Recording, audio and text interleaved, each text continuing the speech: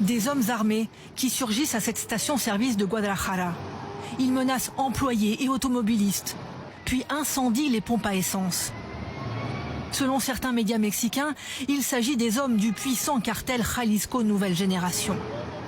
Dans l'ouest du Mexique, ils sèment le chaos, se vengent après l'élimination de leur chef. Violents échanges de tirs avec les forces de sécurité. Ici, autour d'un supermarché. Là, non loin de la plage de la célèbre station balnéaire de Puerto Vallarta, devant des vacanciers incrédules et des habitants barricadés chez eux, face au chaos. Panique à l'aéroport de Guadalajara, où les avions se retrouvent à portée de tir et les passagers forcés de fuir. Ces expatriés français sont confinés chez eux aujourd'hui encore, suivant les consignes de la France. Dans la rue, on a entendu des coups de feu.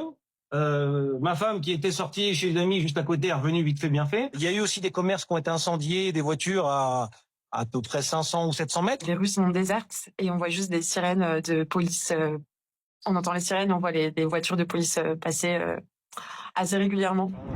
C'est donc l'élimination par l'armée mexicaine de cet homme, El Mencho, qui a tout déclenché. L'un des barons recherchés par le Mexique et les États-Unis, qui offrait jusqu'à 15 millions de dollars pour sa capture. Son cartel, ce serait entre 15 et 20 000 hommes, une armée parallèle. On le voit sur ces images d'archives.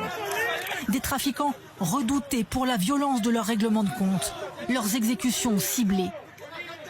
Ils s'approvisionnent en Colombie pour la cocaïne, en Chine pour les composants nécessaires à la production de fentanyl, dont ils arrosent le marché américain.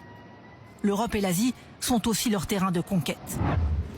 Ces derniers temps, Donald Trump faisait pression sur le Mexique dans sa lutte contre les cartels. Les États-Unis ont fourni du renseignement pour cette opération. Aujourd'hui, 2500 soldats supplémentaires ont été déployés. Le Mexique a marqué un point contre les narcotrafiquants, mais c'est que la bataille est loin d'être gagnée.